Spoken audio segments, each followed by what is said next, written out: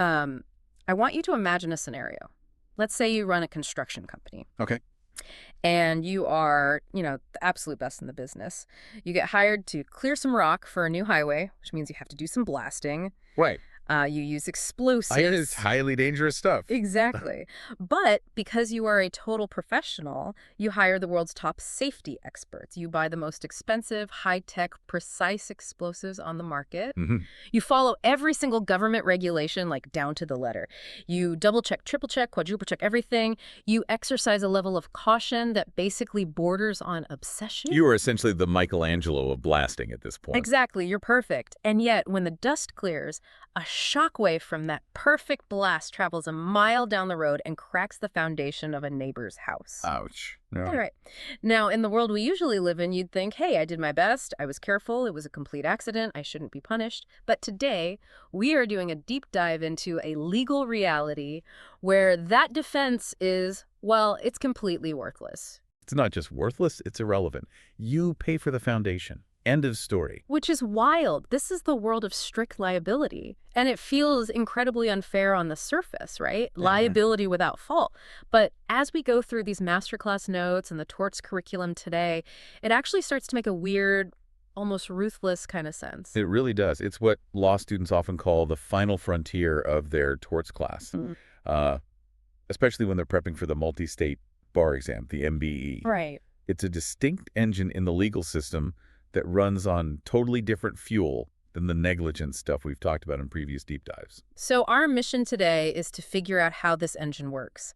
We're going to break down the 3 buckets where this rule applies, because thankfully it doesn't apply to everything. No, definitely not. And we're going to unpack something called the scope of risk, which the source material describes as the secret weapon for passing the bar exam. It really is the secret weapon. If you understand scope of risk, you understand strict liability. If you don't, you're essentially just guessing on the exam. Okay, before we get to the buckets, let's nail down the core concept here. We call it liability without fault, but that sounds like a paradox.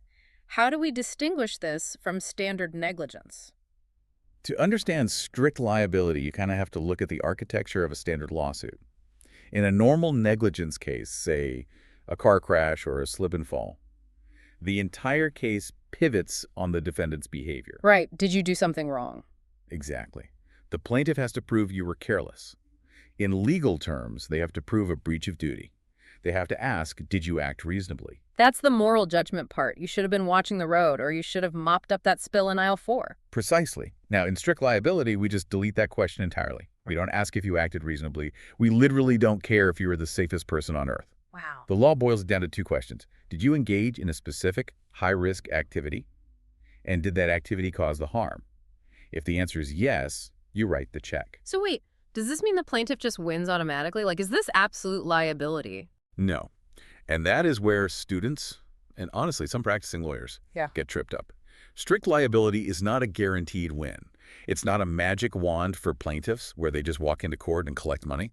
How so? Because it sounds like a magic wand if I don't have to prove you messed up. Well, I like to visualize a lawsuit like a train line with 5 stations. In a negligence suit, the plaintiff has to stop at every station to win. You have the duty station, the breach station, the causation station, the scope of risk station, and the damages station. Okay. You have to punch your ticket at all 5 to get paid. That sounds exhausting. And strict liability creates an express line. Sort of. It lets you skip exactly 1 station, Oh. the breach station. You zoom right past the was I careful argument. You don't have to prove the defendant made a mistake. But, and this is the kicker, you still have to stop at all the others. You still have to prove actual causation, proximate cause, damages, and as we'll discuss, you definitely still have to prove scope of risk. That's a really helpful analogy. So it's not a shortcut past the entire legal system. It's just a shortcut past the argument about your behavior. That's the perfect way to put it. The law is effectively saying, we aren't going to waste time arguing about whether you were careful. The thing you were doing was so inherently dangerous that if it goes wrong, you own the result. Which begs the question, what counts? Because surely I'm not strictly liable if I don't know, trip and spill hot coffee on someone. That feels like ordinary negligence. That is ordinary negligence. Strict liability is actually a very exclusive club. On the MBE, and generally in U.S. law, there are only 3 specific buckets where this rule lives. If you aren't standing in one of these 3 buckets, you're back in negligence land. All right, let's go through them.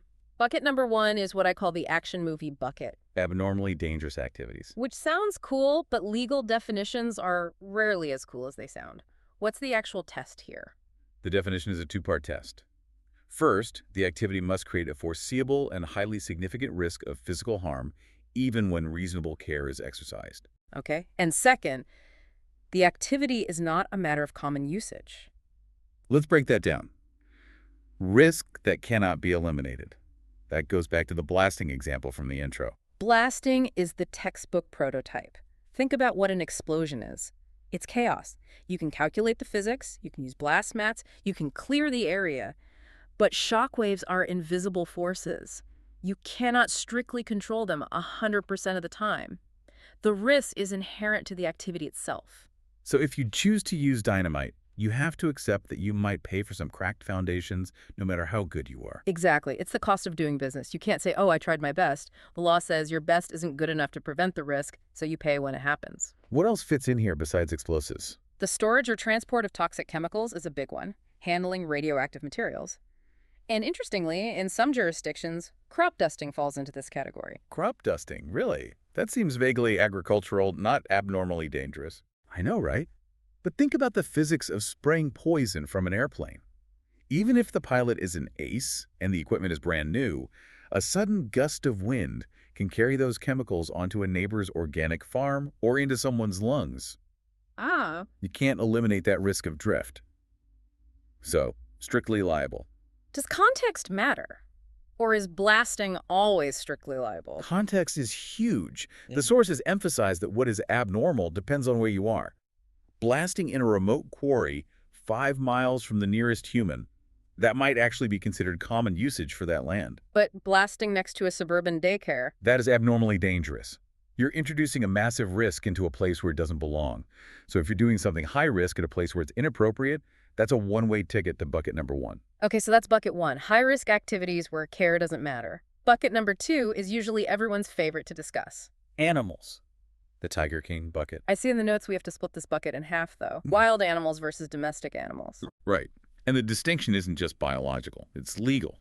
With wild animals, and this includes lions, tigers, bears, venomous snakes, strict liability is essentially automatic. So if I have a pet tiger... Which implies a whole host of other bad decisions, by the way. Fair enough. But let's say I have a pet tiger and I build a literal fortress around it. Electric fences, moats, armed guards. If it somehow escapes and bites someone, am I liable? You are liable. It doesn't matter how good your fence was. It doesn't matter if an earthquake broke the fence. The law views keeping a tiger as introducing a non-reciprocal risk to your community. Non-reciprocal risk. I like that term. What does it actually mean? It means you are exposing your neighbors to a danger that they aren't exposing you to. Your neighbor's garden gnome isn't going to eat you. Your tiger might eat them. Yeah, that's a pretty big imbalance. Exactly. Since you created that massive imbalance of danger, you carry the insurance for it. Okay, but most people don't have tigers. Most people have dogs. That's the other half of the bucket. Domestic animals. Dogs, cats, cows, sheep. The general rule here is actually quite forgiving. It is not strict liability by default. If your golden retriever knocks someone over, that's usually analyzed under negligence. Could you have them on a leash? Were you paying attention? Unless we trigger the one-bite logic. Right, I've heard this. Every dog gets one free bite. That's the colloquial way people say it, but it's a bit misleading. The rule is really about knowledge. Strict liability triggers if the owner knows or should know of the animal's dangerous propensities. So the first bite is the notice. Exactly. Before the first bite, you could argue, hey, I didn't know Fido was aggressive. He's a good boy. After the first bite, Now, keeping Fido is legally treated a lot like keeping a tiger. You are knowingly keeping a dangerous thing. If he bites a second person, you are strictly liable. I should point out, looking at the source material, that a lot of states have changed this by statute, right? Yes, that's a crucial caveat for practice. Many states have passed dog bite statutes that just make owners strictly liable from the very first bite. They skip the free bite entirely. But for the MBE and common law purposes, which is what we are focusing on, you're looking for that knowledge of dangerous propensity. Got it. So bucket 1 is explosives and chemicals. Bucket 2 is animals. What is bucket 3? Strict products liability. This feels like it could be a whole deep dive on its own. It usually is. Oh. We could do 10 deep dives on products liability alone. But for today, We just need to identify the trigger. A commercial manufacturer or seller is strictly liable if they sell a product in a defective condition that causes injury. So if I buy a brand new car and the brakes fail because of a factory error, I don't have to prove the factory manager fell asleep or that the assembly line was messy? Correct. You don't have to prove how the defect happened. You just have to prove the product was defective when it left their hands and that it hurt you. That seems to follow the same logic as the blasting. It forces manufacturers to internalize the cost of defects. Exactly. If you're going to mass-produce coaster ovens, you're responsible for the ones that explode, regardless of your quality control process. Okay, we have our 3 buckets. Now I want to pivot to what the outline calls the golden rule, or the secret weapon, the scope of risk. This is where the rubber meets the road. This is the single most important limiter in strict liability. Without this rule, strict liability would turn into universal insurance, and the legal system would basically collapse. Explain that. What is the scope of risk? The rule is this.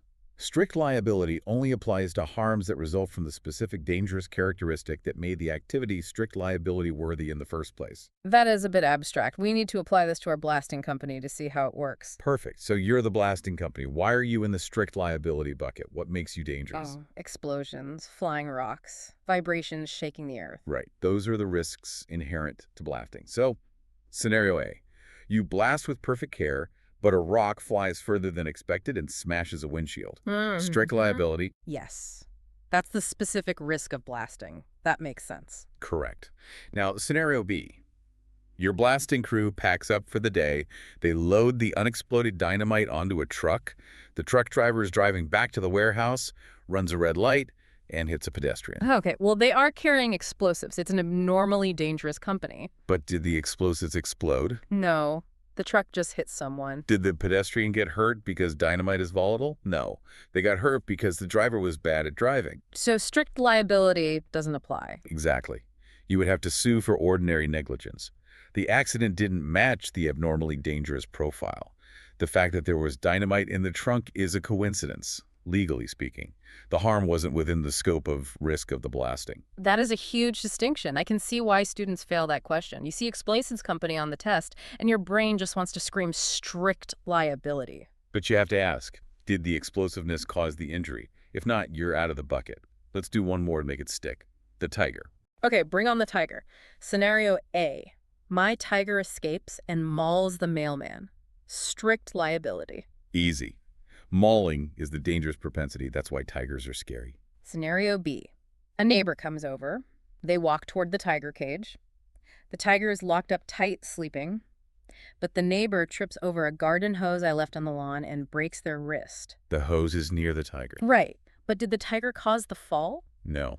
The clumsiness in the hose caused the fall. But wait, wouldn't they say, I wouldn't have been looking at the tiger if it wasn't there? Like, it distracted me. They might argue that, but legally, ask yourself, is tripping over a hose a risk inherent to keeping a wild animal? No. You can trip over a hose at a nunnery. Precisely. So that is a premises liability case. Standard negligence. The tigerness of the tiger had nothing to do with it. Did the tiredness cause the hurt? That's the test. That is the test. Yeah. And it stops the law from being unfair. You pay for the tiger risks, not the garden hose risks. Okay, so we've established that breach is gone, but we still need causation and this strict scope of risk.